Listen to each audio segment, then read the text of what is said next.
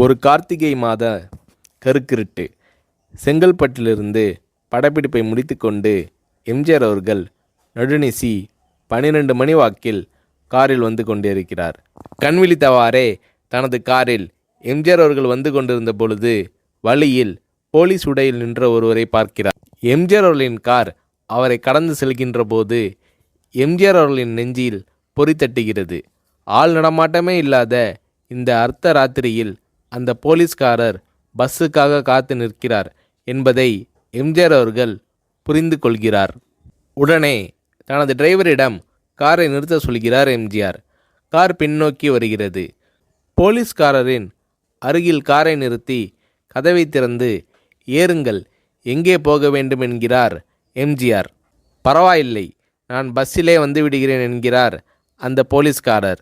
நேரமாகிவிட்டது, இனி இந்த ரூட்டில் பஸ் கிடையாது, ஏறிக்கொள்ளுங்கள் என்று எம்ஜிஆர் அவர்கள் வலுக்கட்டாயம் செய்ய போலீஸ்காரர் வேண்டா வெறுப்பாக ஏறுகிறார். காரின் உள்ளே லைட் போட்டு சாப்பிட்டீங்களா என்று கேட்டுக்கொண்டே தனது சீட்டுக்கு பின்னால் இருந்த பிஸ்கெட் பழங்களை எடுத்து கொடுக்கிறார் எம்ஜிஆர். இப்படி ஓசியில் பயணம் செய்வதே எனக்கு உடன்பாடில்லை. இன்னும் நீங்கள் உண்ண சொல்லி வேறு என்னை இழிவுபடுத்தாதீர்கள் என்று போலீஸ்காரர் மறுக்கிறார். எம்ஜிஆர் அவர்கள் பூரிக்கிறார். இருப்பவனிலிருந்து இல்லாதவன் வரை படித்து பதவியில் இருக்கும் எத்தனையோ பேர் எனக்கு அது வேண்டும் இது வேண்டும் என்று எம்ஜிஆர் அவர்களிடம் வேண்டியதை பெற்று செல்கிறார்கள். ஆனால் சாதாரண பொறுப்பில் இருக்கும் இந்த போலீஸ்காரரின் நேர்மை எம்ஜிஆர் அவர்களை மெய்சிலிர்க்க வைத்துவிட்டது. எம்ஜிஆர் அவர்களின் கார் கத தூரத்தில் வந்து கொண்டிருந்தாலும் காரின் நிறத்தையும் ஒளியையும் மனம் கமலும் ஓடிக்கான் வாசனையையும் வைத்து இது எம்ஜிஆர் அவர்களின் கார் என்றும் கார் சென்ற தடத்தை தொட்டு வணங்குகின்ற அளவுக்கு புகழுடன் திகழ்ந்த நேரம் அது. அரை மணி நேரம் கார் சென்று கொண்டிருக்கிறது. ஆனால் அதுவரை எம்ஜிஆர் அவர்களை பற்றி பெரிதாக போற்றி புகழ்ந்து பேசாமல் அந்த போலீஸ்காரர் வந்ததே புரட்சித் தலைவர் எம்ஜிஆர் அவர்களுக்கு அந்த போலீஸ்காரர் மீது மரியாதையை கூடுதலாக்கியது. நான் தான் எம்ஜிஆர் என்கிறார் எம்ஜிஆர். கேள்விப்பட்டிருக்கிறேன் என்கிறார் அந்த போலீஸ்காரர்.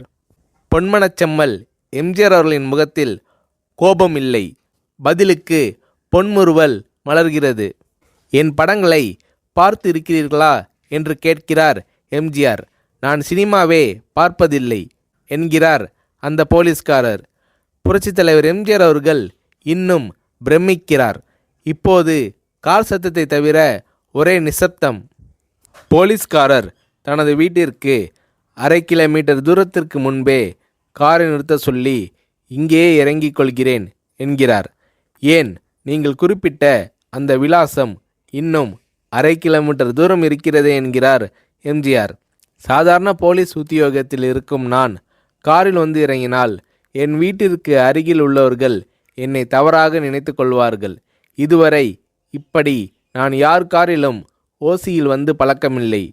நீங்கள் இவ்வளவு தூரம் செய்த உதவிக்கு நன்றி என்கிறார் அந்த போலீஸ்காரர். புரட்சித் தலைவர் எம்ஜிஆர் அவர்கள் அதற்கு மேல் எதுவும் பேசவில்லை. அவர் எந்த போலீஸ் ஸ்டேஷனில் பணிபுரிகிறார் என்பதை மட்டும் கேட்டு தெரிந்து கொண்டு கிளம்புகிறார். அடுத்த நாள் செங்கல்பட்டு போலீஸ் ஸ்டேஷனுக்கு ஃபோன் செய்து நான் எம்ஜிஆர் பேசுகிறேன் என்கிறார் எம்ஜிஆர். ஃபோனை எடுத்த டிஎஸ்பி உதறலோடும் உற்சாகத்தோடும் தலைவரே வணக்கம் என்கிறார். இரவு சந்தித்த போலீஸ்காரரை பற்றி விசாரிக்கிறார் எம்ஜிஆர். அந்த டிஎஸ்பி சொல்கிறார், நீங்கள் குறிப்பிடும் அவர் இன்று விடுப்பில் இருக்கிறார். அவர் கையூட்டு வாங்காதவர், கடமை தவறாதவர், காவல்துறையின் நேர்மைக்கு இவரே இலக்கணம். வெற்றிலை பாக்கு, பீடி, சிகரெட் போன்ற போதை வஸ்துக்கள், நாடகம், சினிமா போன்ற பொழுதுபோக்கு அம்சங்களையெல்லாம் இவர் அறியாதவர். கல்யாண வயதில் உள்ள 3 பெண்களையும் கரை சேர்க்க முடியாமல் கஷ்டத்தில் இருக்கிறார் என்கின்ற விபரம் டிஎஸ்பியால் எம்ஜிஆர் அவர்களுக்கு சொல்லப்படுகிறது. அவரை நாளை என் தோட்டத்திற்கு வர சொல்லுங்கள் என்கிறார் எம்ஜிஆர். கேட்டுக்கொண்ட டிஎஸ்பி உங்களோடு ஃபோனில் ஆளுக்கு ஒரு வார்த்தை பேச இன்ஸ்பெக்டர், சப் இன்ஸ்பெக்டர் உட்பட எல்லோரும் ஆசைப்படுகிறார்கள். ஃபோனை அவர்களிடம் கொடுக்கலாமா என்கிறார். எம்ஜிஆர் அவர்கள் கொடுங்கள் என்கிறார். பேசுகிறார். அந்த போலீஸ் ஸ்டேஷனே புண்ணியம் பெற்றதாக மகிழ்ச்சி அடைகிறார்கள் அந்த போலீஸ்காரர்கள். மறுநாள் அந்த போலீஸ்காரர் ராமவரம் தோட்டத்திற்கு அழைத்து வரப்படுகிறார். அவரிடம் பேப்பரில் மடித்த பெரிய பணக்கட்டை கொடுத்து, இதை வைத்து உங்கள் பெண்களின் கல்யாணத்தை நடத்துங்கள் என்கிறார் எம்ஜிஆர். போலீஸ்காரர் மறுக்கிறார். நான் ஏதாவது உங்களிடம் காரியமாற்ற சொல்லி அதற்காக கொடுத்தால் அது தவறு. என்னால் ஆக வேண்டியது உங்களுக்கும், உங்களால் ஆக வேண்டியது எனக்கும் எதுவும் இல்லை.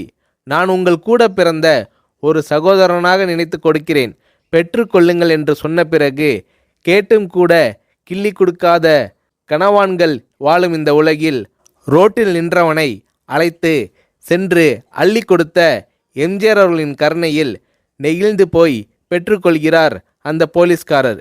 பிறகு ஒரு தேதியில் புரட்சித் தலைவர் எம்ஜிஆர் அவர்களே சென்று அந்த போலீஸ்காரரின் 3 பெண்களின் திருமணத்தையும் நடத்தி வைத்து வாழ்த்தி இருக்கிறார்.